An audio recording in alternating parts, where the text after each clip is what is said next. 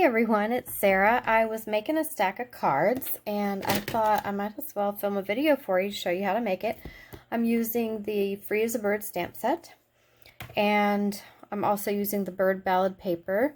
So I've got some old olive ink and I'm just stamping some little flowers up here on top.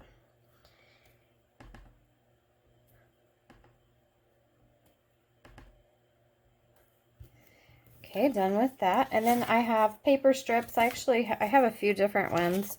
I have this one with the birds, this one with the flowers. I have another one with birds and flowers. And in fact, I think I'm going to use one of those. They're 5.5 inches by 2.5. I'm just going to glue that right on top of our flowers. This is a thick Whisper White card base. And I'm going to put that down. A super quick, easy, but also pretty card. So now I have a Daffodil Delight label. These are the Stitched Nested Labels dies, and I'm using this one here and this one here. This one for the Daffodil Delight, and this one for our sentiment. And so we're going to stamp the sentiment in Calypso Coral ink.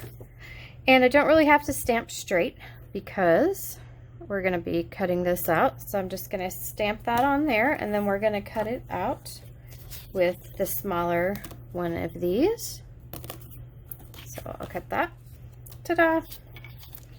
And I'm going to glue this down on top of the birds, kind of overlapping both the card base and the paper.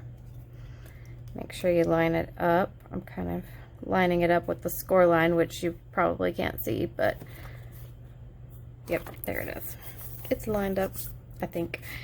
And then I'm going to stick that on, but I'm going to put some ribbon there first. I have the new organdy striped ribbon. This comes in petal pink, and I'm just getting a little bitty piece of it, probably about 3.5, 4 inches. You don't need much, because we're going to stick that right there. Let me put some dimensionals on the back of this. Make sure you get some dimensionals down in this corner and kind of close to this edge over here, because that's what's going to hold the ribbon down, because unless you want to put the ribbon on with a glue dot. I don't. So we're just going to hold the ribbon right there and then line up the die cut on top of the ribbon and push down all those dimensionals, and that is it. I'm just going to hit that with the bone folder, and then the card is done. You can stamp something on the inside or leave it blank.